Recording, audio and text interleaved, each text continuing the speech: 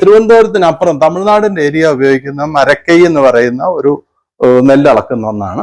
ഇതെല്ലാം നമ്മുടെ കുട്ടനാടിന്റെ പടികളും ഇതിന്റെ തന്നെ എല്ലാം സെറ്റായിട്ട് വരുന്നതാണ് കംപ്ലീറ്റ്.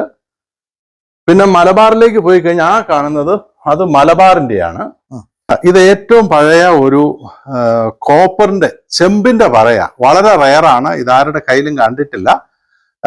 ഇത് തുണ്ടത്തില് ജോസഫിയേട്ടന്റെ കൈവശമുള്ള ഒരെണ്ണമാണ്. പുള്ളിക്കാരന്റെ പല കാർഷിക ഉപകരണങ്ങളും പുള്ളി തന്നെ എനിക്ക് ഗിഫ്റ്റായിട്ട് തന്നിട്ടുള്ളതാണ്. ഇത് അവരുടെ കുടുംബസ്വത്താണിത്. ഇത് എത്ര വർഷം പഴക്കം? ഇത് 100-ന് മേളിലുണ്ട്. പുള്ളിക്ക് 75 വയസ്സുണ്ട്. പുള്ളിയുടെ ഫാദർ ഉപയോഗിച്ചുകൊണ്ടിരുന്നതാണിത്. വേറെ പറകൾ ഇവിടെ കാണുന്നല്ലോ. ഈ പാറകള് പിന്നുള്ള പാറകൾ വരുന്നതെല്ലാം ഇത് കുട്ടനാടിന്റെ പറയാണ്. ഇതും അതുപോലെ തന്നെ പഴക്കമുള്ളതാണ്. കുട്ടനാടിന്റെ ഇത് 1.5 പറയാണ്, അത് 1 പറയാണ്.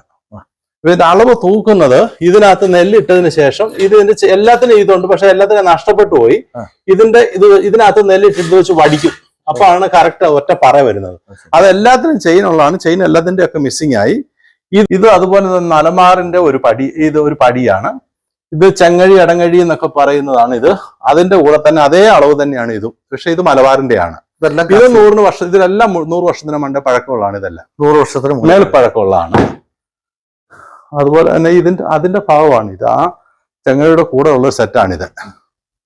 ഈ 2 എണ്ണത്തിന്റെ പണിയിലൂടെ മനസ്സിലാവുക. അത് പോളിഷ് ചെയ്തെന്നുള്ളൂ. ഇത് രണ്ടും ഇതെന്ന് പറഞ്ഞാൽ വെത്തോറ്റി, നമ്മള് നെല്ല് കളത്തിലിട്ടിട്ട് നമുക്ക് വലിച്ചു കൂട്ടാനായിട്ട് ഉപയോഗിക്കുന്നത്. ഇത് വെച്ച് വലിച്ചു കൂട്ടിക്കഴിഞ്ഞാൽ നമുക്ക് ഈ നെല്ല് വിതയ്ക്കാൻ പറ്റും. കാരണം ഇത് തമ്മിൽ അങ്ങോട്ടും ഇങ്ങോട്ടും ഒരു ഷെയ്ക്കിങ് ഉണ്ട്. അപ്പൊ നെല്ലിന്റെ മൊനയ്ക്ക് ഒടിയത്തില്ല. എന്നാൽ പൊലിബ എന്ന് പറയുന്ന സാധനം ആണെങ്കിൽ ഇത് ഇളകത്തില്ല.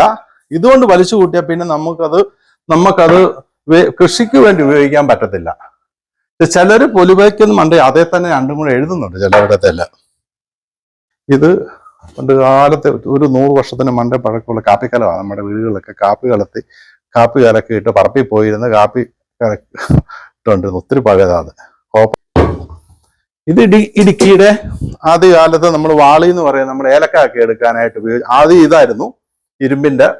ഇരുമ്പ് മാറി, അത് കഴിഞ്ഞ് പിന്നെ അലുമിനിയം ആയി. ഇത് രണ്ടും ഇപ്പൊ പുറത്തായി, എല്ലാവരും പ്ലാസ്റ്റിക് ബക്കറ്റിലേക്ക് പോയി.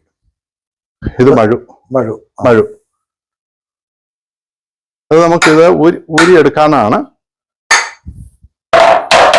ഒരു തട്ട് 2 പീസായിട്ട് മാറും. ശരി, ഇത് ചെത്താൻ വേണ്ടി ഇതൊക്കെ ഒത്തിരി കൊല്ലം പഴക്കമുള്ളതാണ്. 100-ന് മേളിൽ പഴക്കമുള്ള മഴുവാണ് ഇതൊക്കെ.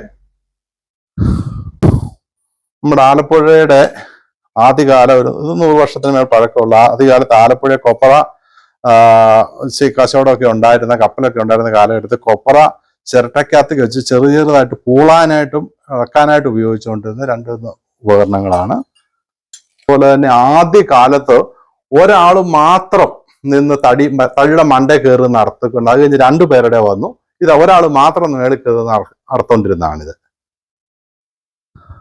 പാത്രങ്ങൾ ആദ്യകാലത്തെ പിഞ്ഞാണപ്പാത്രങ്ങൾ 25 വർഷത്തിന് മേൽ പഴക്കമുള്ള ഞങ്ങളുടെ തറവാട്ടിൽ ഇരുന്ന ഇതാണ്.